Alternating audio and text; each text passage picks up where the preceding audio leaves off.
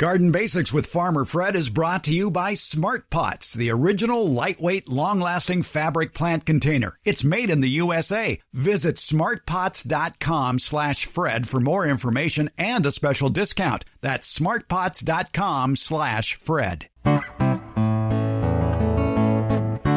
Welcome to the Garden Basics with Farmer Fred podcast. If you're just a beginning gardener or you want good gardening information, well, you've come to the right spot. What are you planning on doing in your garden in 2024? Well, the Pennsylvania Horticultural Society has spoken to gardeners and professional landscapers throughout America to find out what's on their to-do list this year, or not to do. For example, quieter gardening is a trend. So is how leaves from your trees are being put to use. Among the popular plants predicted for 2024, fruit trees, houseplants, ornamental grasses, sedges, and an overwhelming demand for hydrangeas. Also, homeowners are getting tired of dealing with one commonly used plant that has lots of problems and requires a lot of work, and that's boxwoods. We talk with the Vice President of Horticulture for the Pennsylvania Horticultural Society, Andrew Bunting. He has more information about these trends. Plus, he has info about the upcoming edition of the largest flower show in the nation, the Philadelphia Flower Show, which has been going strong since 1829. We're podcasting from Barking Dog Studios here in the beautiful Abutilon jungle in suburban Purgatory. It's the Garden Basics with Farmer Fred podcast, brought to you today by Smart Pots and Dave Wilson Nursery. Let's go. So when is New Year's for you? For most people, it might be January 1st, but I think for gardeners, New Year starts when the catalogs start hitting the mailbox. And I don't know about you, but the catalogs have started hitting the mailbox. So we're wondering about 2024, the new year, and what we're going to do in the garden. And you're probably looking at those catalogs going, oh, that's a nice plant. Oh, that's a nice plant. Well, let's widen your perspective a bit and think about, well, what's nice for your garden? Let's talk about gardening trends that are coming up. And one group of people who sort of have a magic 8-ball that can figure out what's going to happen in 2024 in the way of gardening is the Pennsylvania Horticultural Society. And they come out with their annual list of top trends for gardeners. So what do we expect to see in the new year? We're talking with Andrew Bunting. He is Vice President of Horticulture for the Pennsylvania Horticultural Society, which is probably more famous for their Philadelphia Flower Show, which happens in late winter, early spring, and coming up, it'll be in March. We'll have details about that. Andrew, it's a pleasure talking with you again, and always good to find out what's going to be happening in the garden, both indoors and outdoors. Yeah, it's good to talk with you again. Talk about how you develop these gardening trends on a yearly basis. Yeah, so what we do is we kind of synthesize lots of information. So we listen to, lots of podcasts, look at all the magazines, both popular magazines as well as trade magazines.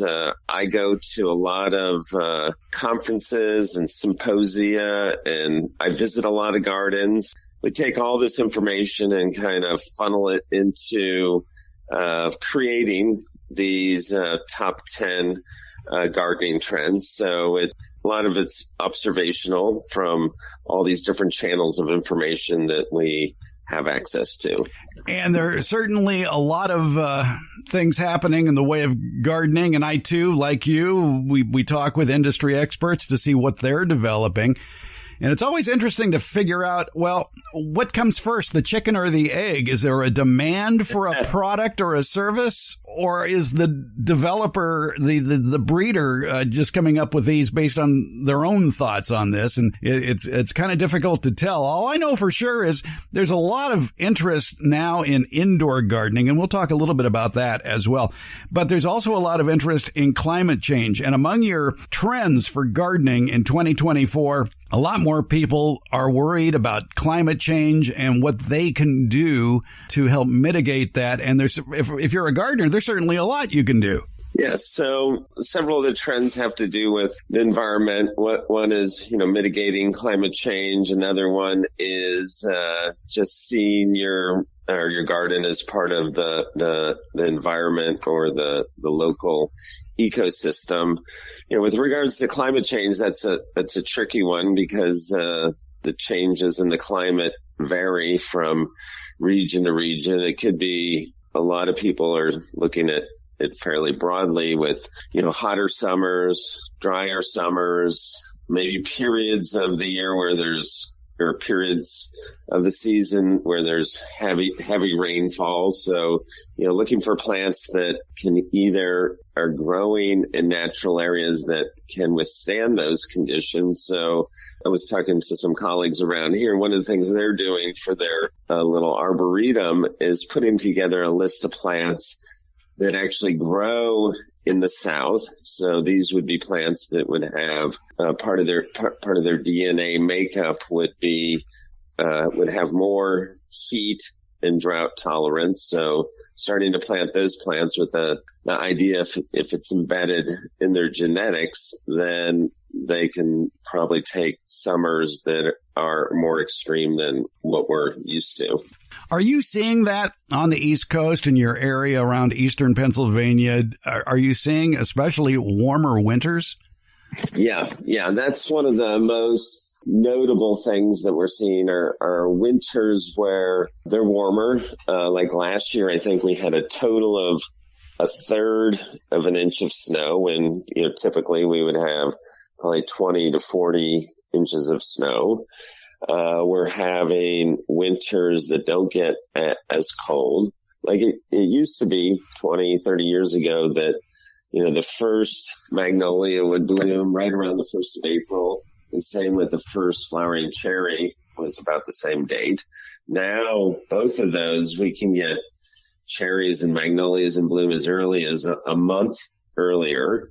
And then all the bulbs are blooming earlier. So everything is blooming earlier, but there can still be extremes. So, we might get a week of warm temperatures in March and all the, early magnolias come into flower, but then, it can still dip down to 25. So the blossoms are probably more vulnerable than they've ever been because, they kind of get coaxed out of hibernation, come into flower, and then we get, still some cold dips during the winter. Yeah, that's a big problem, especially for those who grow fruit trees. And we'll talk more about fruit trees as well. With chilling hours possibly decreasing where you live, that might threaten the existence of some certain varieties that need, say, over 1,000, 1,500 chill hours. Yeah. I think with these kind of climatic swings, there's lots of issues around, proper dormancy. One of the issues we had, and it happened from the Midwest all the way to the East Coast is that we had a fairly mild fall. So a lot of plants weren't really shutting down and going into kind of their winter dormant stage. And then the temperatures dropped drastically. I was in Memphis and they went from, let's say 60 degrees to like below 10 degrees for 2 nights. And it killed hollies to the ground, azaleas, boxwoods, a whole host of staple landscape plants were totally destroyed over just like a 2-night episode. Wow. By the way, I'd like to point out, too, that you've used the word magnolia several times now, and you do have a book about magnolias that it may be out of print, but it's still available as a used book, The Plant Lover's Guide to Magnolias. Yes. Yeah, I wrote that I think it was published maybe about 8 years ago. But yeah, it's a nice little encyclopedia to magnolias for the homeowner or for the home gardener. And if you deal with Amazon or bookstores that specialize in used books, you can probably find it at a reasonable price. Maybe you're selling it out of the trunk of your car, too. I don't know. I have a few copies left, but yes, you can. I occasionally see it on Amazon. Yes, at a fairly reasonable price. You don't yes. have to spend $200 for it. No. Yeah, I think the original price was like $30. You probably can get it for $10. Well, I think the lowest price I saw was $27, and that's reasonable too. All right. Getting back to considering the environment as you garden, I think that has a lot to do with the idea of sustainability. And one of the movements that's been popular for a few years now, and it's still on your list of gardening trends, is basically leaving the leaves, using leaves as mulch. That has been, I guess, trending and continues to be a trend. And the idea behind that is, in the fall, in most parts of the country, the leaves fall off the trees. And what they do, like in my little town here, is everybody rakes them up or blows them to the curbside, and a big truck comes by and sucks them all up. The idea with the leaves is to actually, as they fall, either leave them where they fall, actually rake them into the bed, and leaving the leaves as kind of a natural mulch. And over the course of the winter, they'll naturally kind of break down into leaf compost or compost. And one of the reasons why you want to leave the leaves is it's in that kind of organic duff or leaf litter where a lot of pollinators in particular overwinter. So they might overwinter as a larva or a beetle or some insect form.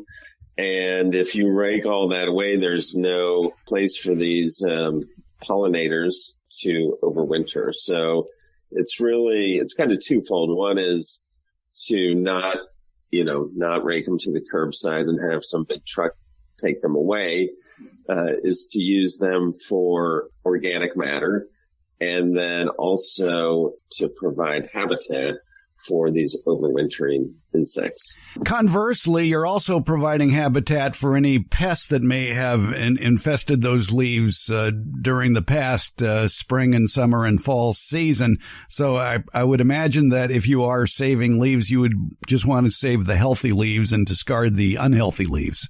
Yeah. If you could do that. I mean, that's probably hard to discern. But yes, you can't really tell whether what's overwintering in that leaf litter is good insects or bad insects. But I also feel like if you're to remove all the leaves, you're not necessarily, removing all the pests from your garden. And one habit that you put on your gardening trend list for 2024 would cover several of the points you make, and that is saving those native plants, or especially the ornamental grasses, and don't be pruning them back in such a hurry in the fall to give some of the good guys a place to spend the winter, the good bug hotel, especially ladybugs. I know out here, Muhlenbergia, deergrass. If you leave it the way it is, and okay, it's not the prettiest, but it's providing habitat deep down inside that ornamental grass for a winter home for ladybugs. And once it warms up in February or March, they'll come marching out, and we'll get a good start on helping control the bad bugs in your garden. Yeah, that's right. So, typically the practice for many would be, come this time of year to go into the perennial garden and cut all your perennials back for the winter. And what's being suggested is don't cut those perennials back. Leave them kind of the way they are. And in those stems, and often the stems are hollow on a lot of perennials and ornamental grasses, is the larvae and other insect types. That's habitat for them they'll get into kind of those hollow stems and overwinter there, and then emerge in the spring. So the thought is don't cut that back.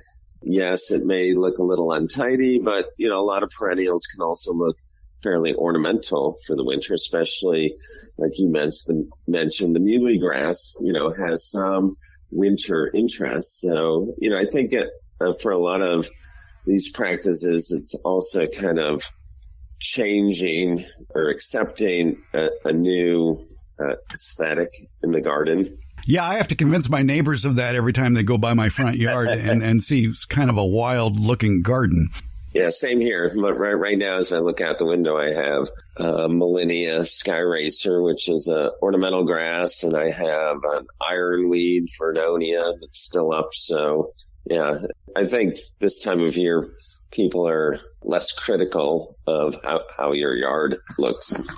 Since you mentioned it, let's take a little scenic bypass on that ironweed, because that was one of your gold medal plants in 2023. Now you're going to have to explain the gold medal program and how those plants get on that list. But one of those plants for 2023 was a Vernonia. Is iron butterfly. I have to laugh because last night I had to sit down and listen to all 17 minutes of Inagata Davida. And I wonder, why did I misspent my youth like that? But anyway, the varietal name is iron butterfly, and it's a Vernonia. It's an ironweed. And I started looking up ironweed. I'm going, why isn't it out here? I mean, it's not in the Sunset Western Garden book, but it is in their National Garden book. And in the research I was doing on Vernonia, the ironweed, it is adaptable to zone 9, but it is widely adaptable through what? I think mainly zones 4 through 8. Yeah, so the gold medal program is a program that the Pennsylvania Horticultural Society started about 40 years ago, and we have a group of about 12 to 15 professionals who get together every year, and plants get nominated. And once they're nominated for this group gets together and kind of vets the list, and we try to whittle it down to about 6 new plants a year. So we're picking plants that are adaptable, have ecological functions, are ornamental, that people can actually find in their garden centers, have, multiple seasons of interest. So we usually pick 6, and they can be trees, shrubs, vines, perennials. So the selections for 2023, one of them, as you mentioned, is one of the ironweeds. And the Vernonias, are widespread across the United States. They are fairly adaptable as a genus. This one, Vernonia lettermanii, iron butterflies, only gets to about 2.5 feet tall. It's covered in tiny purple flowers late in the late summer, early fall. Actually, the plant that I have not cut back in the garden out front, I can see Vernonia iron butterflies from my seat right now. It has fine leaves that turn kind of a golden yellow. So it has the flowers. It's really good for a pollen and nectar source for kind of late season pollinators. So it's good for that. But it's also very late flowering, which is a good niche for it in the garden.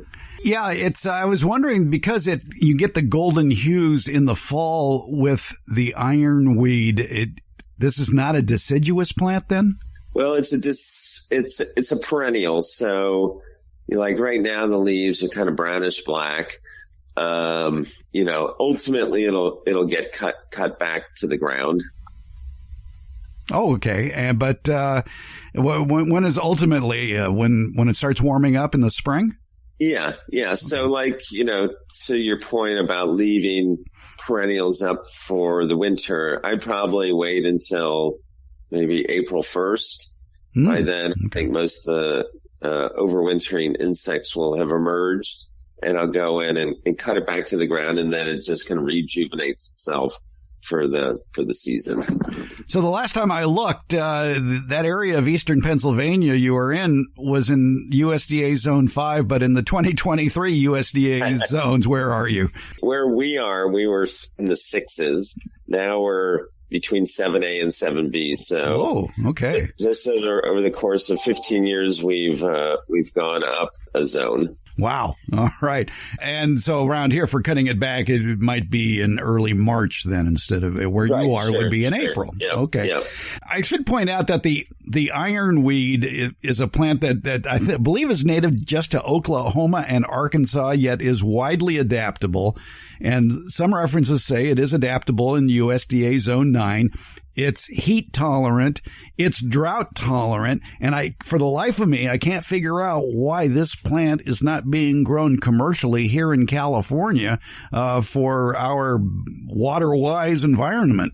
Yeah, it's pretty drought tolerant because it comes from, like you said, a part of the country where there isn't, appreciable amounts of moisture. Yeah, maybe it's, you have basically winters where you get most of your moisture, and then you have no moisture for the summer. So maybe it's not that drought tolerant. That's a possibility. Yeah, from the research I did on it, it needs irrigation, but not that much, maybe once a month. Yes. So that would certainly fit into water-wise gardening plans here in California, where there's always the threat of a drought. Yeah, sure. But then again, local nurseries, wholesale nurseries aren't offering it, probably because there's no demand for it. So now that we're talking about it, people are going to go into nurseries here in California, especially, and say, do you have that iron butterfly plant? The staff will look at them kind of cross-eyed, wondering what they're talking about.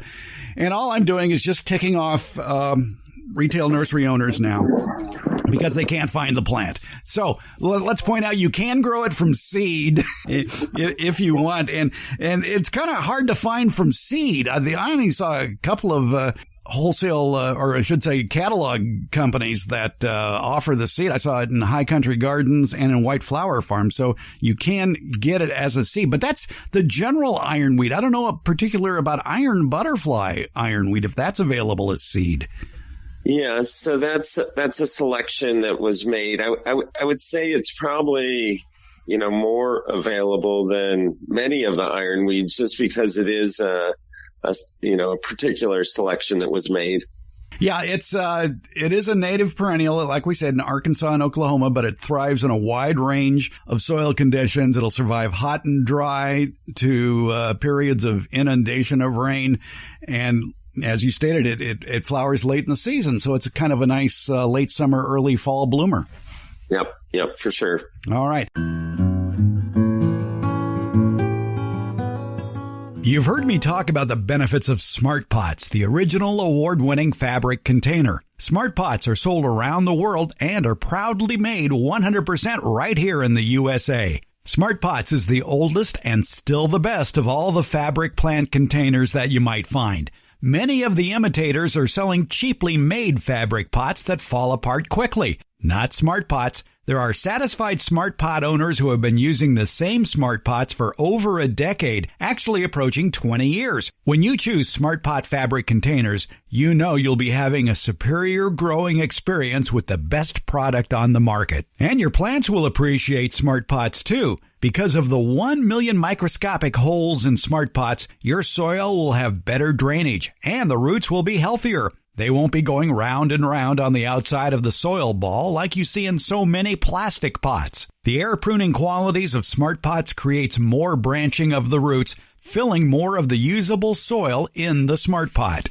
Smart Pots are available at independent garden centers and select Ace and True Value hardware stores nationwide. To find a store near you or to buy online, visit smartpots.com/Fred. And don't forget that /Fred part. On that page are details about how, for a limited time, you can get 10% off your Smart Pot order by using the coupon code FRED. Use it at checkout from the Smart Pot store. Visit smartpots.com/Fred for more information about the complete line of Smart Pots lightweight, colorful, award-winning fabric containers. And don't forget that special Farmer Fred 10% discount. Smart Pots, the original award-winning fabric planter. Go to smartpots.com/Fred.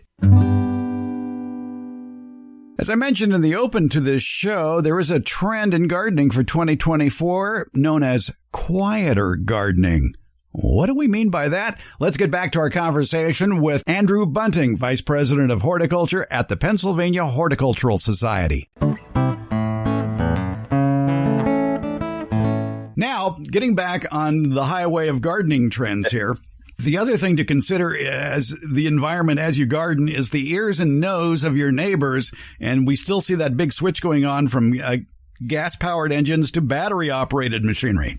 Yeah, so, one of the trends, and I see it just kind of anecdotally around here, is a lot of people are switching from two-cycle gas-powered machinery, so lawnmowers, blowers, weed whips, even chainsaws, to battery-operated machinery, and some local botanic gardens and arboretals. So there's a local garden called Chanticleer, public garden, and they've gone totally battery operated. So a fairly significant botanic garden can do it. Then I think homeowners can do it as well.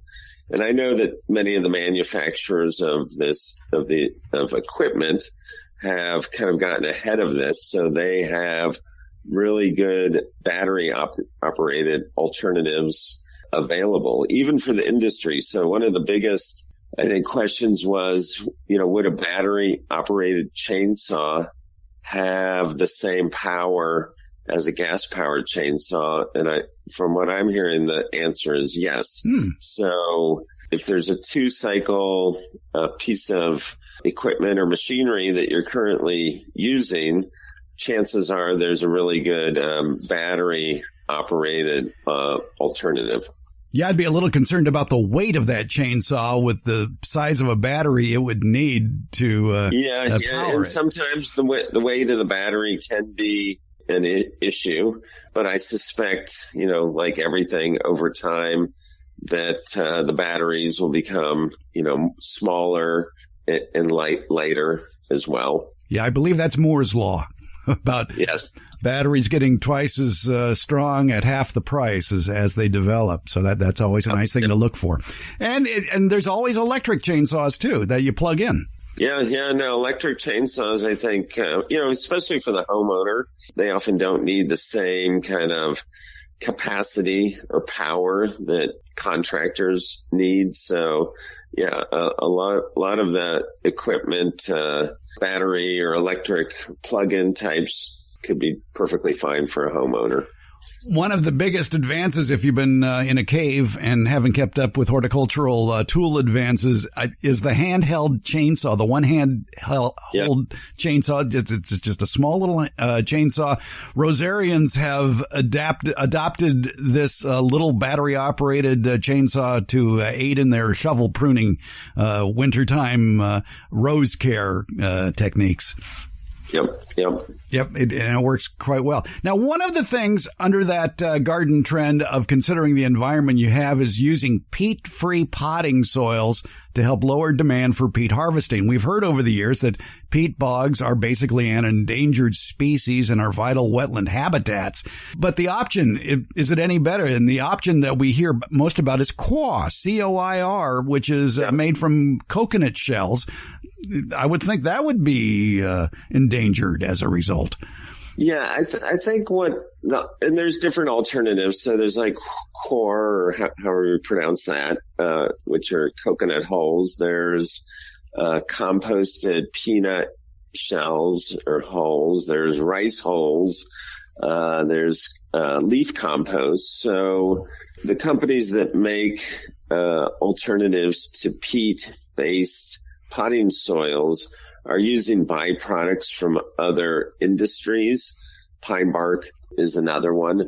The idea is that the coconuts are being harvested anyways for coconut products. So the husks or hulls are available versus the peat, which you mentioned. Peat exists in these peat bogs, often in Canada and different parts of Europe. And they're extremely fragile ecosystems to begin with. So you have to get there. So you have to drive or create a road into these peat bogs. And then you dig this peat, which takes tens of millions of years to turn into peat. In itself is not a renewable resource at all. So it's just trying to find suitable alternatives for the peat, which are often kind of composted products from other industries. All right, let's move on to another gardening trend for the upcoming year.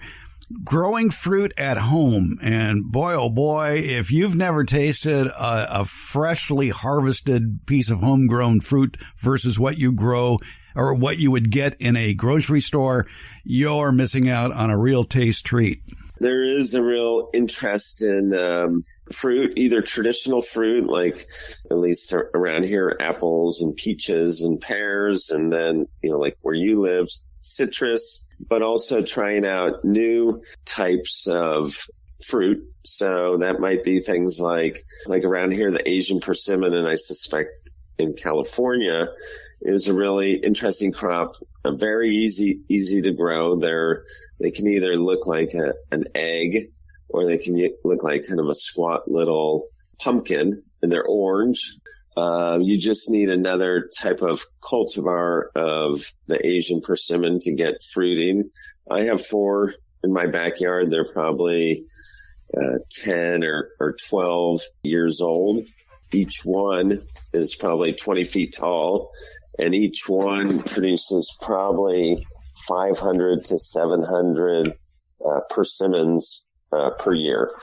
Even from 1 or 2 persimmon plants, you're going to get incredible fruit production. I know the native persimmon needs a pollinator, but the Asian persimmons, there's a lot of great self-fruitful varieties, especially the Fuyu persimmon, which is very popular here. Yeah. It's self-fruitful. And just to dissuade people from thinking that this is a tree full of bowling balls because you use the word pumpkin, they're smaller than that. They're about the size of a baseball or so. Yeah. They're not the size of the pumpkin. They just look in shape like a little pumpkin. Right. Little is the key word there. Yes. And the tree is very productive. I have a Fuyu persimmon tree in our yard, and we just got done harvesting more than we can eat. So that's why we have a dehydrator to slice them up and make a treat that lasts for months. And it's a very tasty treat. Dried Japanese persimmons, especially the Fuyu, which is a non-astringent persimmon, which means you can pick it from the tree, bite into it,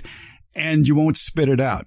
On the other hand, if you have an astringent Japanese persimmon like a hachia, you have to wait for those to just soften up till they're almost jelly-like before they sweeten up. Right. Yeah. The one I have is Seijo, which is not astringent. You can pick them right off the tree when they're ripe and eat them. Yeah. The astringent ones will make your mouth pucker up, just like the native persimmon, Diospyros virginiana, which is in the woodlands of eastern half of the United States. They're much smaller. They're like the size of a gumball, and they have to be frosted multiple times on the tree before they're edible.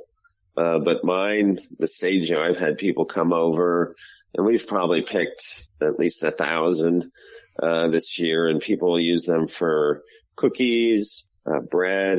You can eat them right off the tree. My neighbors have used them and made ice cream. Mm-hmm. Yeah, it's one of my favorite pieces of fruit, the persimmon, the Japanese persimmon. The other plants that you mentioned on your list for growing fruit at home, and this is one we did an episode on recently about the pawpaw. And here in California, we're not too familiar with the pawpaw, so we're test growing it at the Fair Oaks Horticulture Center. And we have discovered that, well, it probably would be best grown in an area where you get afternoon shade because it's not that heat tolerant. Yeah, it's actually, we have it, if you go into the native woods around here, you'll find the native pawpaw, Simina trilobin. It is while it can grow in full sun, it really is in its native habitat an understory plant. So you can imagine in the woodlands, it gets a lot of shade. It has a squat little fruit that looks kind of like either a big peanut or a little banana, and it has kind of a banana-like texture and taste. In fact, it grows natively in places like Indiana and Michigan. And the common name in Indiana is the Indiana banana. And in Michigan, it's the Michigan banana. And they're gaining in popularity. It helps to have multiple types for cross-pollination. And the pollination is by a fly. So, I've heard of people taking roadkill, putting it in a bag, hanging it from their tree. So it creates these flies that fly around and pollinate the Simina. And the flowers themselves, if you've ever seen one, is kind of a pendant bell, and it's kind of a meat color, like a carrion color, like a deep purple. So I think the flowers probably evolved, with kind of co-evolved with pollinating fly to look like meat. We pointed out when we were talking about pawpaws that the aroma of those flowers might resemble the corpse flower, and that may be the reason why it attracts flies. Yes. Yeah. The corpse flower is a really good example of kind of co-evolution because it, is pollinated, I think, by carrion beetles that, smell the corpse flower that smells like rotting meat, and they're attracted to that. And they're looking for meat, and they come upon this flower, and by kind of rooting around inside the flower, they essentially do the pollination. We should point out that aroma is only related to the flower, not the fruit itself. The fruit, the pawpaw fruit itself, is described as a combination of pineapple, banana, strawberries, and it's like a custard type fruit that you could eat with a spoon. Yes. Yep. That's right. So maybe a pawpaw, it might be in your future for the coming year. Houseplants, do they ever go out of style? And with yards getting smaller as new housing developments get smaller yards, people are looking for tinier plants. And that's true with fruit, too, is a lot of the wholesale growers of fruit are developing smaller growing varieties. You mentioned the bushel and berry blueberries. There's dwarf figs. There's strawberries. There's all sorts of fruiting trees that you can grow as basically a shrub or a small plant in a good-sized container, maybe a 15 or a 20 or a 30-gallon container, and keep them small. Yeah, I think maybe an overarching trend is that people maybe in general have smaller spaces to garden. And you mentioned houseplants. I think that's one of the trends that is kind of skyrocketing. People have always had houseplants for decades, but they weren't exceedingly popular. But nowadays, I think with both home and city dwellers, houseplants provide an avenue for them to do gardening. It's a different type of gardening, but somebody with houseplants can do a lot of gardening and have no appreciable amount of outdoor space at all. And just in Philadelphia, we have dozens of new little kind of boutique shops that sell kind of interior decor and houseplants. We also see this at the Philadelphia Flower Show, which you mentioned in the introduction. We have an area called the Horticulture, which is where people bring individual plants to be judged against each other, kind of like bringing your jam to the county fair. And we've seen, it's always been a popular area of the flower show, but today it's more popular than ever, where, cactus and succulents have become, really popular as a house plant. A lot of different aroids like monstera, pothos, alocasias, philodendrons have become really popular, air plants, and the list goes on. And what's interesting is a lot of the houseplants that were popular 75 years ago are now, kind of having a renaissance. Things like the snake plant or mother-in-law's tongue is the Sansevieria is really popular today. Monstera is really popular today. Jade plant, African violets. All of those plants were popular 50 years ago, but are, again, very popular today. Another trend that you've capitalized back there, and you've talked about this before, but I think it's very, very interesting, are the plant swaps that happen in the Philadelphia area, and that includes houseplant pieces, if you will. Yeah, we have a couple public gardens where we do plant swaps, and the kind of the premise or the rules are you bring whatever you bring. So if you just bring like a cutting of a spider plant or a jade plant, then you get to take, if you bring, 10 cuttings, you get to take away 10 cuttings. Or you bring 6 empty pots, you get to walk away with 6 houseplants. So it's a way for especially the very new gardener to get some plants to kind of start their journey with indoor gardening. It's very organic, very grassroots. It's a lot of fun. So that those have become more and more popular. If we advertise that we're having one, we can easily get, 200 people with, minimal advertisement. A lot of the trends that you see for 2024 can sort of dovetail together in order to increase garden, if you will, sustainability. And you point out, too, that you can have a nice little sign in your yard saying that you are a national wildlife habitat if you qualify. And it's all a matter of incorporating a lot of naturally occurring, if you will, plants and insects and gathering them all together, and you could be honored for your efforts. Yeah, so there's quite a few, I would say dozens of certifications, most of them having to do with the ecological impact that your home garden is making. There's some that are very specific to pollinators. For example, there's one that's called the Monarch Watch Way Station Habitat Restoration, which we actually got that certification for a little pollinator garden we just put in my hometown. And what it is we put in enough different species of butterfly milkweed, Asclepias, that are an attraction to migrating monarchs. So we got this Monarch Watch Way Station designation.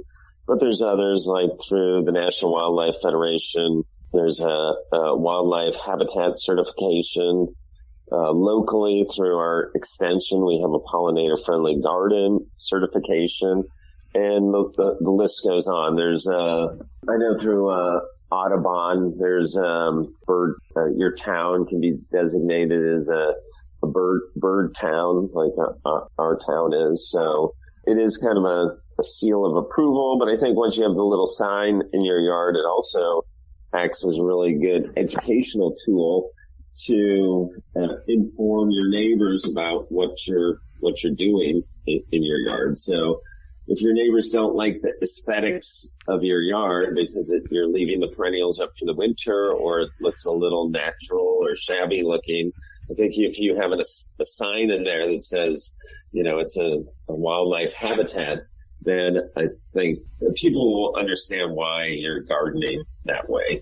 Exactly. Yeah. If you have a sign up that they might excuse the mess, if you will. And it's not a mess. You're attracting the good bugs. And having a pollinator-friendly garden, is that a trend that has been going on for several years now and should be still going on? Yeah. I would say, of all the different types of way that you can garden and the types of plants that you can plant, planting for pollinators continues to be a trend and is becoming even more popular, even though it's been very popular the last several years. And I think homeowners are becoming a little bit more in tune to what is a pollinator, what is pollination, what is biodiversity, why does biodiversity matter? There's pollinators like the monarch butterfly and swallowtails, but there's the European bee, which is non-native, or and other bees. But, just in Pennsylvania, there's 530 different native bees. So I think people are becoming more aware that there's a lot of pollinators out there, and you need a lot of different kind of pollinator plants to really sustain pollinators in your garden. And there are some plants that are, especially out here, that are incredible for pollinators. One is one of the mountain mints, Pycnanthemum, is just an amazing magnet for so many different pollinators. When it's in flower, and the flowers themselves are fairly small and inconspicuous. It's literally like buzzing. Like there's so many pollinators on this that around the plants, you can hear the collective buzzing of all these different pollinators.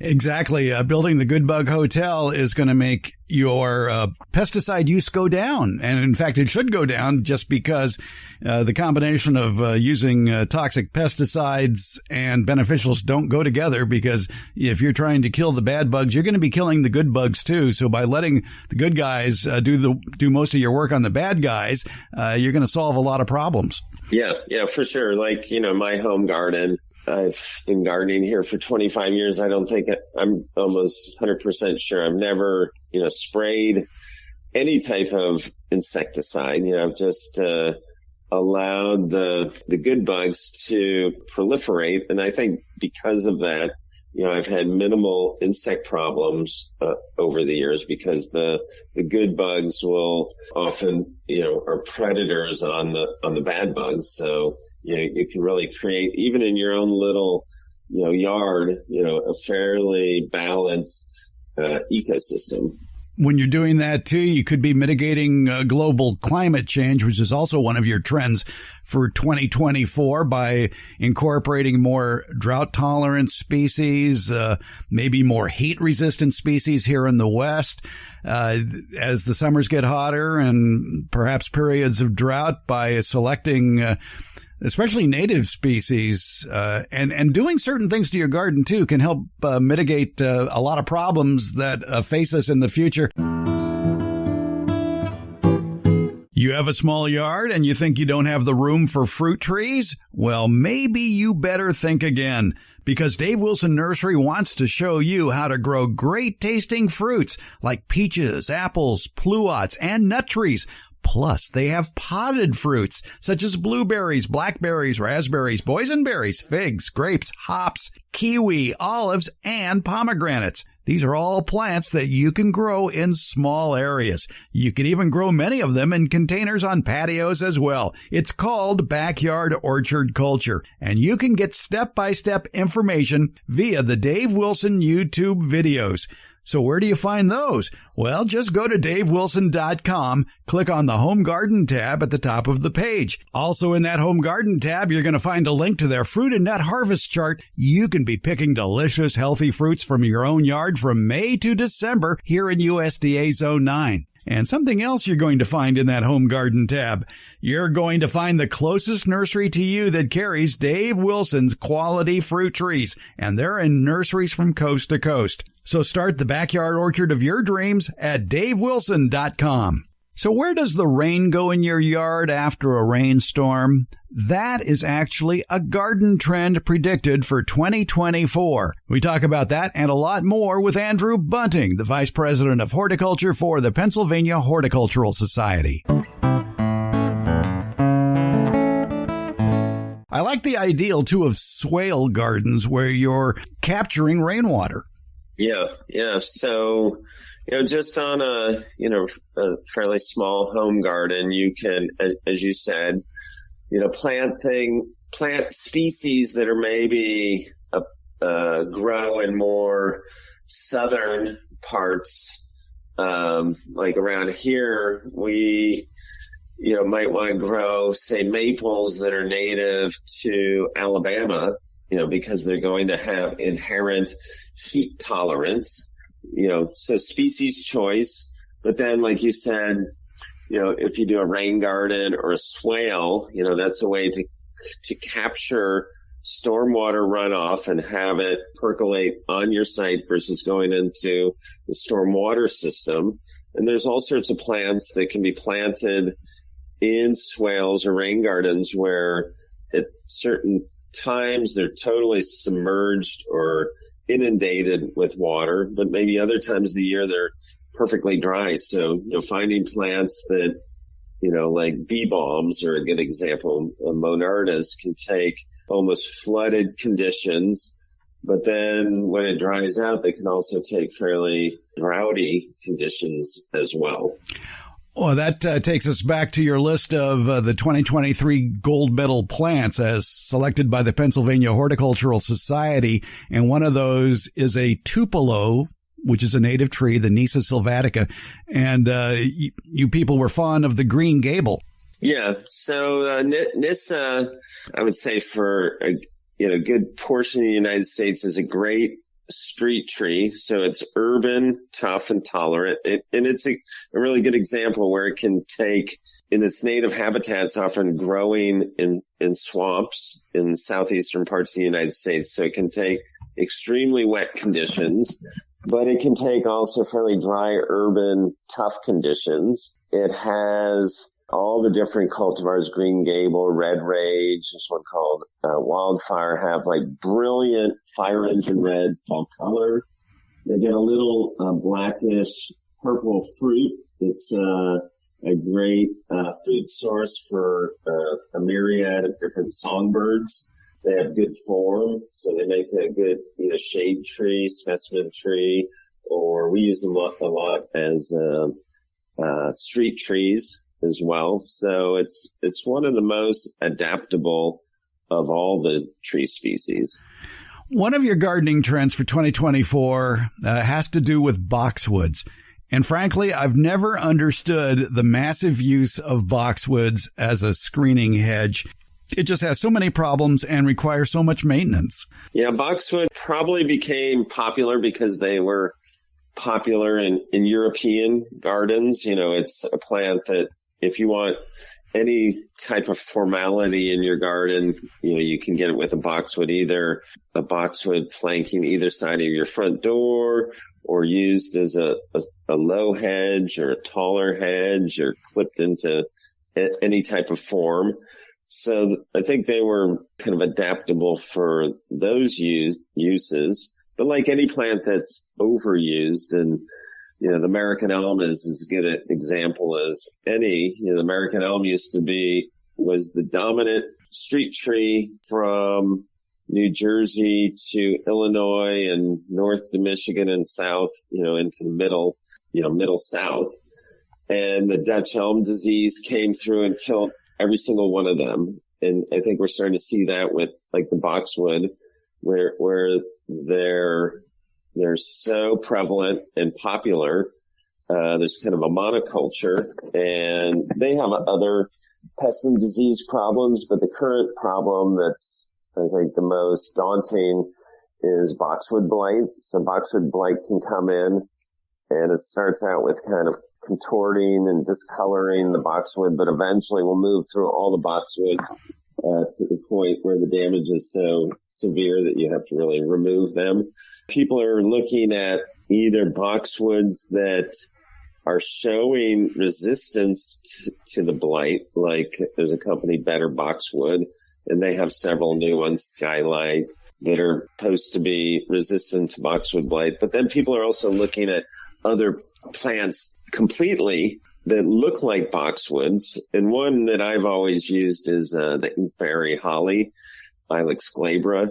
And there's some new ones out like Strongbox and Gembox and Squeezebox that all are kind of more congested growing inkberry hollies.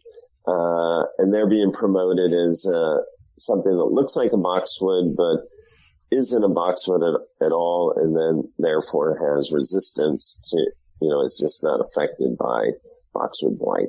Yeah, holly has a big problem out here, especially in the Central Valley of California, where it does get over 100 degrees a lot. Yeah, and it's just, it doesn't like the heat. Yeah, I think out there, if you want something that looks like a boxwood, you know, probably, again, you're going to have to find something that's not a boxwood to get that effect. Yeah, and that's, I mean, the exact look of a trimmed boxwood is hard to replicate in heat-tolerant plants here. And if people would just get the idea of mimicking an English garden in California, we'd all be better off.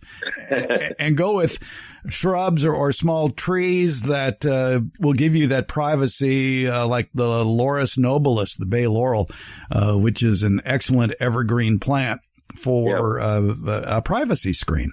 Right. Yeah. There's always, I think, with a little experimentation, there are lots of plants out there that, you know, will more or less give you the same effect, but just aren't the exact species you're looking for. We've talked earlier about the importance of ornamental grasses for giving the good bugs a hotel for the winter time. But we're seeing more and more interest, and you point this out in your gardening trends for 2024, about the popularity of more grasses and sedges. Yeah, I would say grasses, you know, they really kind of burst on the horticultural scene 25, 30 years ago.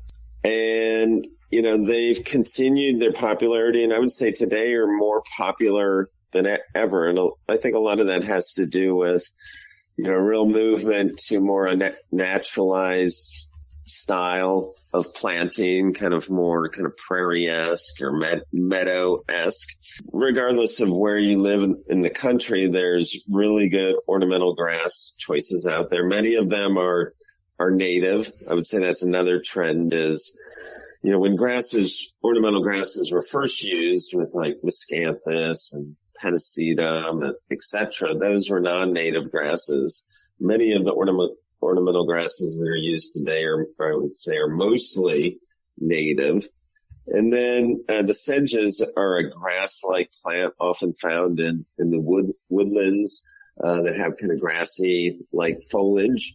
And they'll take, a lot of different types of shade, wet shade, dry shade, full shade, partial shade. Some are really small, like Carex pennsylvanica, and others are, fairly, tall and large and more structural and actually look more like a grass. So all the sedges the genus is Carex. And, that's a plant that 10 years ago, people thought sedges were weeds. Like, they kind of just equated a sedge as a weed. And now there's, nurseries that, like Carex pennsylvanica again, nurseries around here can't produce enough. They're so popular. They become really popular with landscape architects who are doing kind of more naturalistic types of designs. They're also really popular in restoration projects. And there's hundreds of species of sedges. Kind of the sky's the limit as far as choices of different, especially native sedges. And there have been tests done out here on using a lot of different sedge varieties, and some have turned out to be okay as ground covers, as a lawn substitute as well, that can reduce your water use. Yeah. So I think that's probably the next frontier out here as well, is to look at things that kind of, for all intents and purposes, look like a lawn, but are not your traditional lawn that needs to be mowed every week. So if we can find, maybe sedges or other plants that still give people a lawn-like feel, but don't need the constant mowing, would be a major breakthrough. One of the gardening trends that you notice for 2024, and it has the growers, the wholesale growers, going crazy of producing new varieties, and that's hydrangeas. I noticed that at the National Garden Bureau of new plants that they've been highlighting, there's over 24 hydrangea varieties that are on that list. Yeah, there's hydrangeas, I think, where, hydrangeas were kind of an old-fashioned Victorian plant that's, been around for over 100 years and, has had some level of popularity both in the United States and in Europe and other parts of the world. And then probably 20 years ago, Martha Stewart had a bouquet of hydrangeas on the cover of Martha Stewart Living. And from that day forward, there's been this unprecedented enthusiasm and popularity around hydrangeas in the garden. There's brands, every brand company has new hydrangeas, whether it's Proven Winners or Endless Summer or, the list goes on and on and on. Like every brand company in the United States, to stay competitive has to have a few new hydrangeas. So every year, like you said, there's dozens of new hydrangeas on the market. Like Bailey Nurseries just came out with Eclipse. I went to a show, Cultivate, which is a trade show in Columbus, Ohio every year. And they had an entire room that was just dedicated to this one hydrangea, which has black foliage and pink flowers. It's a plant, I would say in general, hydrangeas can be grown probably in every state in the United States, not every one, but, it is a genus that's fairly adaptable, like the panicle hydrangeas, Hydrangea paniculata. They're extremely heat tolerant. There's a couple of native hydrangeas. There's the traditional lace cap and ball types that people use widely across the country. So that is a shrub that I don't see waning in its popularity anytime soon. Maybe never. Maybe this hydrangea wave just continues indefinitely. And there's always the question of, well, when do you prune a hydrangea? Well, that's changing too, and it depends on what variety you have. Some bloom on new wood, some bloom on 1-year-old wood. Yep. So know what you're getting. Keep the sign.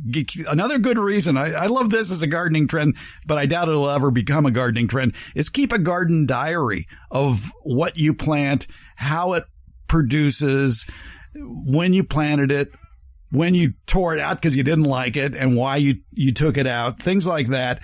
And that can help you remember what the plants are, because as everybody knows, the garden gnomes wake up at night and they like to take up your signs that you put out at the plants and move them around. Right. Yeah. I think even for me, in retrospect, even though, I do this professionally, I think, had I started some sort of garden journal from the day I started planting things here, it would have been, great information to be able to reflect upon. Yeah, I do that too. I've kept a garden diary since like 1999. Wow, that's great. Or even before that. Actually, it goes back to 1990. And it's interesting looking through it and seeing a plant that I really, really liked. And I'm wondering, well, why am I not growing it now? So it kind of helps you remember the oldies but goodies and give those another try. Yes, for sure. One of your garden trends, I think it's the last garden trend of that you have for 2024, is enjoying a taste of the tropics. Here in California, that's pretty easy to do. Right. Yes. But I would think in the Philadelphia area of eastern Pennsylvania, be it zone 5, 6, or 7, your plant options are a bit more limited. Yeah, so the way we kind of enjoy the tropics or the tropical feel is through our summer plantings. And because it's generally hot and humid and there's an abundance of moisture here during the summer, if we plant things like a red Abyssinian banana, like if I plant one that's 2 feet tall, by the end of the summer, it could be 12 or 14 feet tall and really have this tropical, luxuriant foliage. Another group that's really popular are the elephant ears. So an elephant ear goes in as a tuber. By middle of summer, it has these big tropical elephant ear-like leaves. And there's some, like this new one, Pharaoh's Mask, looks like you turn the plant inside out, like the veins that you see on the backside are pronounced on the front side of the leaf. And there's elephant ears that are black. There's ones that are variegated. There's ones that are short. There's one called Thai Giant that gets, again, like 12 feet tall in one growing season in the garden. So we can take a lot of these plants, whether they're cannas, bananas, elephant ears, hibiscus, and put them as relatively small plants in May. And by mid to late summer, they have this amazing tropical effect in the garden. They can be planted in the ground, or they can be used as container plants. So, even though they're an annual, for us, they're still very adaptable.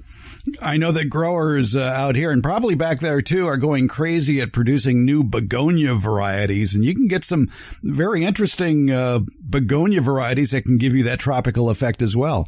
Yeah, there's a whole series that came out through Ball called the Jurassic series, and they have, big leaves with different kind of shapes, but then they have all these great variegations. Some are like purple, some have like a pewter variegation, some are chartreuse in color. So yeah, what we all think of as like the wax begonia has been superseded by these, incredible kind of patterned leafed begonias that actually have can also have significant stature in the garden as well.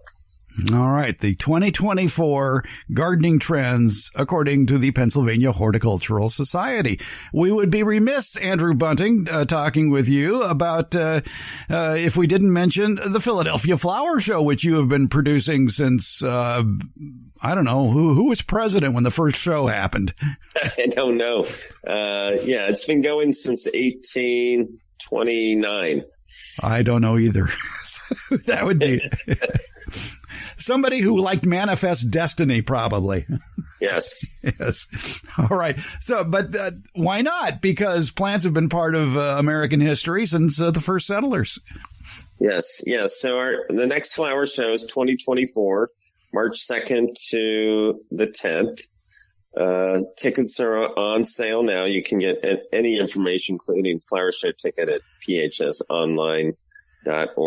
The theme this year is United by Flowers. So, how plants kind of bring people together is kind of the meta message of the theme. And, it's one of the biggest horticultural events in the world. It's a huge indoor flower show. We always have it kind of right at the end of winter, beginning of spring, and it's, is a really good kind of kickoff to the spring season on the East Coast. And I guess if you get there before March 2nd, maybe you could have a preview party. Yeah, there is a preview party. That's always fun. So yes, if you come right before March 2nd, you could sign up for the preview party. The show itself is a nice combination of florists from all over the world doing their floral arrangements, large landscape exhibits, competitive classes, including people bringing individual plants to be judged against one another, and then a massive kind of marketplace vendor area. And then we also this year have a new speaker series called Know to Grow, where we'll have 30 speakers over the course of the 10 days of the flower show, and all those lectures are free and open to the flower show visitors. Oh, that's a nice little treat there. Yep. Give you a place to sit for a while, too. Yeah, sit for a while and get educated. All right. It's the Philadelphia Flower Show presented by the Pennsylvania Horticultural Society, March 2nd through 10th, 2024 in Philadelphia at the Pennsylvania Convention Center. More information available online. Go to phsonline.org and click on the Flower Show link. Andrew Bunting, he's the Vice President of Horticulture for the Pennsylvania Horticultural Society. We've been talking about the trends for the new gardening year, 2024, and a lot of it is basically get Mother Nature to work with you. Don't work against Mother Nature. Yes. Thank you for having me.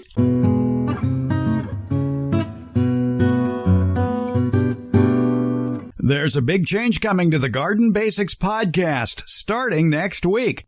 No, I won't be chatting in Bulgarian. And I don't plan on using a co-host created by artificial intelligence, although that could be funny and entertaining. But no, starting next Tuesday, January 23rd, we're going to have an extra edition of the Garden Basics podcast each week. On each Tuesday episode, myself, along with Debbie Flower, will be answering your garden questions. Plus, we'll have surprise guests as well to help out. Then on Friday, it'll be the usual Garden Basics podcast, where me and my guests do a deep dive into getting you your best garden ever. So to recap, Tuesdays, it's garden questions. Fridays, it's more garden blah, blah, blah. For example, next Friday on January 26th, we'll delve into the award-winning new plants of 2024, according to the All-America Selections Committee. Now, regarding your questions for episodes on Tuesday, there's a lot of way to get your questions here. You can leave an audio question. We love your voices. We want to hear you. One of the best methods is to yell at your phone or your computer device without making a phone call. You can do that at speakpipe.com/gardenbasics. That's speakpipe.com/garden basics. We'll have this info in the show notes as well. You can call us or text us the question. Use that phone, 916-292-8964, 916-292-8964. Also, you can fill out the contact box at gardenbasics.net. And of course, there's email. If you like email, I like email. Send it to fred@farmerfred.com. Now, please, please, please don't forget to tell us where you are, because, and you can sing along with me on this one, all gardening is local. We want to give you the most accurate answer for your question. So tell us your city or your county or your state or your USDA zone if you want to be fancy when you contact us with your questions. You can use whatever name you want. That's okay. Do be sort of accurate when it comes to your garden location. So starting Tuesday, it's an extra edition of the Garden Basics podcast each week. Garden Basics with Farmer Fred comes out every Tuesday and Friday, and it's brought to you by Smart Pots and Dave Wilson Nursery. Garden Basics, it's available wherever podcasts are handed out. For more information about the podcast, visit our website, gardenbasics.net, and that's where you can find out about the free Garden Basics newsletter, Beyond the Basics. And thank you so much for listening.